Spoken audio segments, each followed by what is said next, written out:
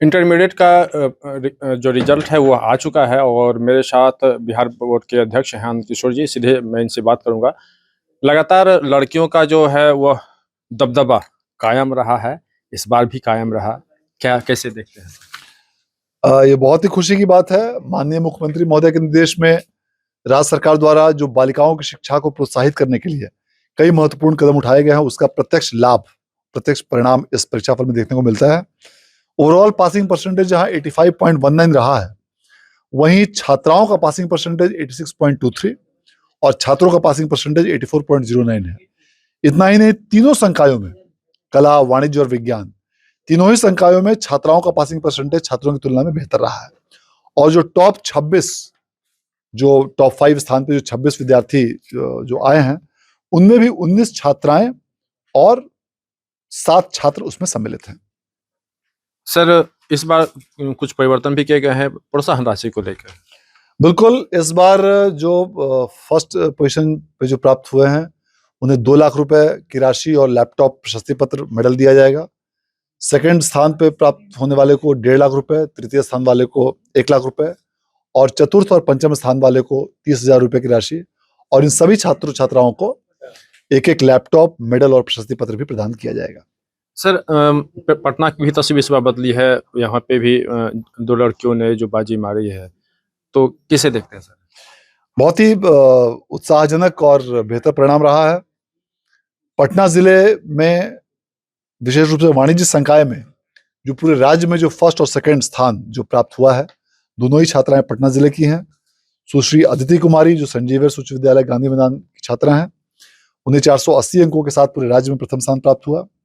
और सुश्री माही कुमारी जो कमला नेहरू बालिका उच्च विद्यालय यारपुर की छात्रा हैं, उन्हें 476 अंकों के साथ द्वितीय स्थान प्राप्त हुआ है। और इसके साथ साथ कला संकाय में गया जिले की सुश्री निशु कुमारी, उन्हें 479 अंकों के साथ में प्रथम स्थान प्राप्त हुआ। और विज्ञान संकाय में श्री आदित्य प्रकाश अमन जो उच्च माध्यमिक विद्यालय पांध समस्तीपुर के छात्र हैं, उन्हें 481 अंकों के साथ पूरे राज्य में प्रथम स्थान प्राप्त हुआ है। सर, एक सवाल है कि मैट्रिक में देखा जाता है दूसरे अन्य बोर्ड में बच्चे पढ़ते हैं, लेकिन इंटर में जब आते हैं तो फिर वो बिहार बोर्ड में शामिल हो जाते हैं। इसके पीछे कारण क्या है और इसका परसेंटेज क्या रहा है?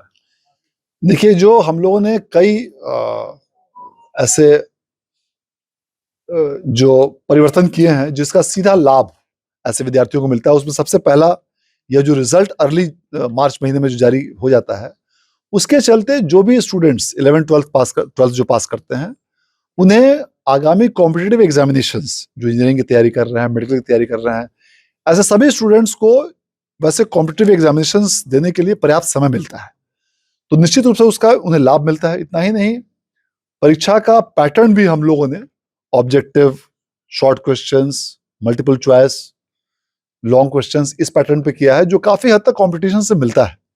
इस सभी के चलते ऐसा देखा गया है कि विगत कई वर्षों से 10th के बाद जो वैसे स्टूडेंट जो अन्य बोर्डों से 10th करते हैं, वे 11th-12th में बिहार बोर्ड के स्टूडेंट्स के स्कूल्स में एडमिशंस लेते हैं और बेहतर प्रदर्शन उनका देखने को मिलता है। सर, जो अपने नंबर से संतुष्ट नहीं है या फिर जो जिनका नंबर बहुत कम है, तो उनके लिए बिहार बोर्ड ने क्या कुछ कर रखा है या क्या सोच रही है?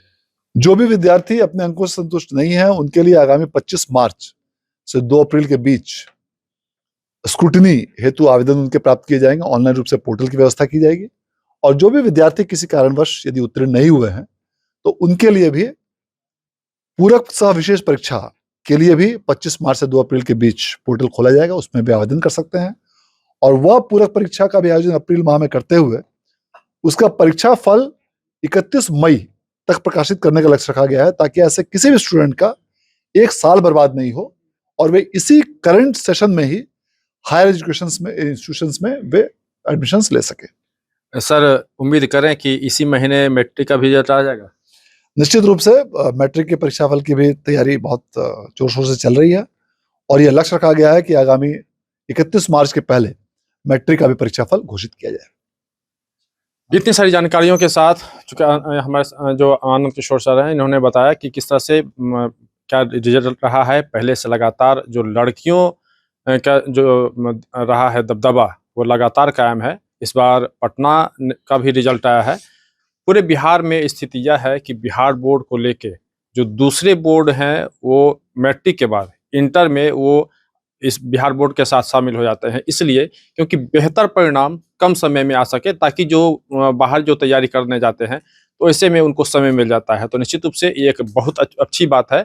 और मुख्यमंत्री नीतीश कुमार जिस तरह से लगातार नारी सशक्तिकरण को लेके लगातार कई योजनाएं चला रहे हैं, साइकिल बात करें स्कूल से साइकिल से लेके और अन्य योजनाओं तक, तो इसका भी सीधा असर मिला है। और लड़कियां आगे बढ़कर, लड़कों से काफी आगे बढ़कर वह अपने जीवन में आगे बढ़ रही हैं, और निश्चित रूप से इसी का परिणाम है। और फिलहाल पटना से अमर उजाला के लिए कृष्ण वल्लभ नारायण।